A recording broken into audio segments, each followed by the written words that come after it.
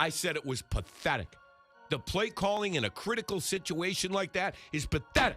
And it's because your head coach has his head buried in a play sheet. And he's not coaching the game. The way the Browns handled Shedeur Sanders is exactly why he looked like what he looked like yesterday. You're telling me you've had that guy in the building since April, and that's what he looked like on November 15th. Holy cow. You have the worst offense in the league. Your GM screwed this quarterback thing up like I've never seen in my life. I've never seen anything like it. Kids that play Madden could have done a better job. It's a joke. It's a joke. This franchise has become a joke, and I'm sick of it. The Cleveland Browns just gave us a masterclass in how not to develop a rookie quarterback, and Tony Rizzo, he's not holding back. After Shedeur Sanders' disastrous emergency debut against the Ravens, the blame game has reached nuclear levels, and Rizzo is pointing fingers directly at Kevin Stefanski and the entire Browns coaching staff. Like this video if you love Shedeur. Comment SS Rocks if you want Shedeur to play. Let's set the scene. November 17th, 2025. The Browns are getting demolished by Baltimore. Dillon Gabriel takes a hit, enters concussion protocol, and suddenly Shedeur Sanders, the fifth-round pick who's barely seen the field, is thrust into an NFL game against one of the league's most ferocious defenses. The result? 4 completions on 16 attempts for just 47 yards. 1 interception, 2 sacks, holding the ball too long. Rookie mistakes on steroids. But here's where it gets spicy. While most of the football world immediately jumped on the "see, I told you Shedeur wasn't ready" bandwagon, Tony Rizzo went nuclear in the opposite direction. And honestly, his argument might be the most important conversation happening in Cleveland right now. The way the Browns handled Shedeur Sanders is exactly why he looked like what he looked like yesterday. Think about this for a second. Shedeur Sanders has been in the Browns building since April. That's 7 months. 7 months of practices, meetings, film sessions, and development opportunities. And according to Sanders himself, the first time he threw a ball to Jerry Jeudy, his supposed #1 receiver, was yesterday, at the stadium, in the game. Number one, yeah, Shedeur holds on to the ball too long. Well, guess what? That's what he does poorly. He also throws the ball better than Gabriel. And by the way, he was also a catch away from tying that game for as bad as he looked. How does that happen? How do you have a quarterback who's 1 play away from having to enter a game and he's never thrown a ball to your top receiver? That's not development, that's negligence. You got to coach him not to take the sacks. You got to coach him to be able to throw the ball away. The problem is, kid didn't get any reps. He admitted the first time he threw a ball to Jerry Jeudy was yesterday at the stadium. Stefanski confirmed after the game that Sanders had not been receiving first-team reps in practice as the coaching staff focused on Dillon Gabriel's preparedness. Think about the absurdity of that statement. 7 months in the organization, 0 meaningful reps with the guys he'd actually have to play with in a real game. And you want to know the real kicker? Dillon Gabriel was getting first-team reps even when Joe Flacco was the starter earlier in the season.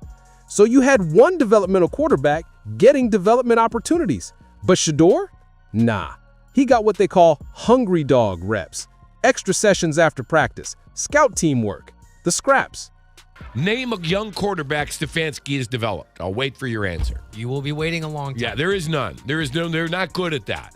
He's better with veteran guys. And that's the brutal truth Browns fans need to face. Kevin Stefanski has never successfully developed a young quarterback. He's better with veterans. Baker Mayfield regressed under him. Every young arm that's come through Cleveland under his watch has either stagnated or been ruined. Look at what happened on the field. Shedeur took sacks. He held the ball too long. His footwork was off. He looked frazzled and overwhelmed. But whose responsibility is it to coach those things? Whose job is it to prepare a quarterback for the speed of the NFL game? If you've identified that a player holds on to the ball too long, and everyone in that building knew that was Shedeur's biggest weakness coming out of Colorado, why haven't you spent 7 months coaching him out of it? What I think happened yesterday is I think two things. Number one, Shedeur showed everybody he's got a long way to go. A lot of work. He's not going to get the work here in Cleveland. And number two, this coaching staff, you can give a goodbye. Goodbye. That's the nuclear take right there. Because Rizzo's not just criticizing the handling of one player. He's indicting the entire coaching philosophy. The Browns won the turnover battle 3-1. Myles Garrett had 4 sacks. 4 sacks! Putting on an absolute clinic for his second straight Defensive Player of the Year campaign. The defense got a pick 6. They dominated. And the Browns still lost 23-16 because the offense couldn't punch it in when it mattered most. How many offensive touchdowns did the Browns score yesterday? The answer? Not enough. The offense sputtered and stalled with Shedeur in the game. But here's what's getting lost in all the hot takes and I told you so narratives. Shedeur Sanders showed flashes. That final drive, the one where he nearly tied the game, that was against one of the best defenses in football, in the most pressure-packed moment of his young career with 0 preparation. The pass was nearly complete to Gage Larvadain in the end zone before Ravens cornerback Chidobe Awuzie broke it up, 1 inch away from redemption. And you know what Sanders said after the game? I don't think I played good. I don't think I played good at all. I think it's a lot of things, we need to look at, during the week and go and just get comfortable even throwing routes, with Jerry and throwing routes with all those guys. So I think that was my first ball to him all year. The kid took accountability. He admitted he wasn't good, but he also exposed the organizational failure. First ball to Jeudy all year, in November. Think about that. Kurt Warner weighed in on the reps controversy during the broadcast, and even he acknowledged that backups rarely get meaningful work. But here's the difference. Warner was talking about veteran backups who've played in the league for years, not 2 rookie quarterbacks who both need development. When you're in that situation, the coaching staff has to be more creative, more intentional. You can't just pick one and ignore the other. The front office is as much to blame, and Tony brought this up too, for trading Flacco. Once you trade Flacco, you screw yourself because you didn't give this kid any reps. Not ready to go in. That's the strategic blunder that set this whole disaster in motion. The Browns traded Joe Flacco to Indianapolis, elevating Sanders to backup status, but they never elevated him in practice. They never gave him the reps. They just changed his title on the depth chart and called it a day. And now you've got a 2-10 team with both rookie quarterbacks looking unprepared, a coaching staff under fire, and a fan base that's witnessed yet another organizational failure in real time. The Ravens defense feasted on Sanders. Kyle Hamilton sacked him on his first drive and then mocked him with his signature watch celebration. It was a baptism by fire.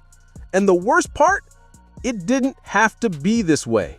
I thought the kid could play. How much of it's on the kid and how much of it's on the Browns? That's the question today. I think the fact that they admitted that he hadn't gotten one single first-team rep, that's more on the organization.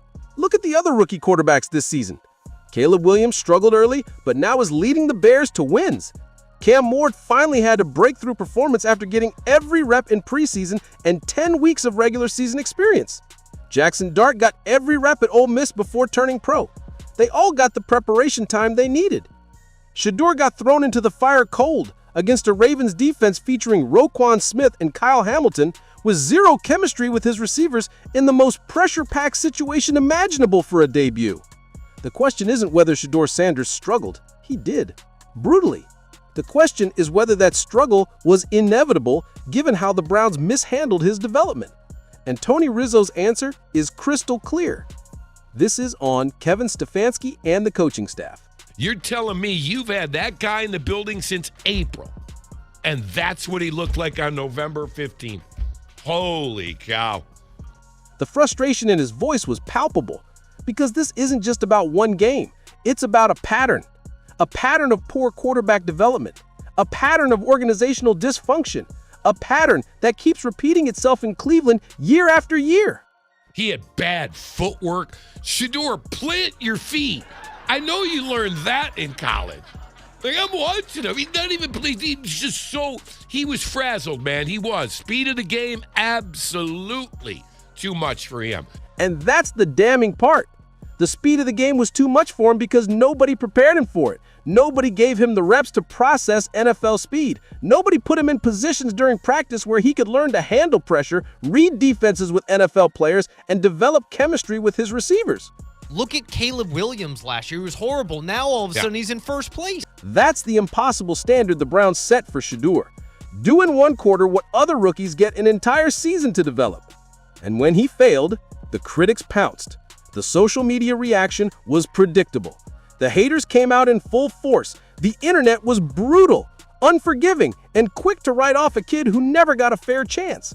Chris, I don't think, number one, I'd be surprised if this owner keeps this coach. I'd be really surprised. So is the new coach going to come in and commit to Shador Sanders? No, that's not going to happen. And there it is, the death sentence for Shedeur's Browns career before it even really began. Because when a new coach comes in, and one likely will after this 2-8 disaster, they're going to want their own quarterback. They're going to draft someone high in April, and Shedeur will be yesterday's news. That's the story of the 2025 Browns season in one sentence.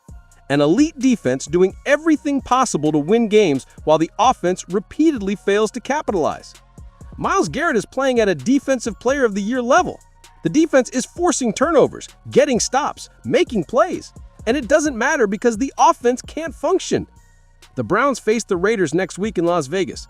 If Dillon Gabriel clears concussion protocol, he'll start. If not, Shedeur gets another shot. But either way, the damage is done. The narrative is written. And the coaching staff has shown they're incapable of developing young quarterbacks.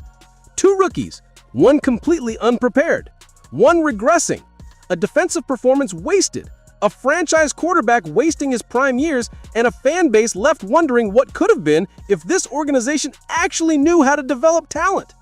That's the Cleveland Browns in 2025. Same old story, different quarterback casualty.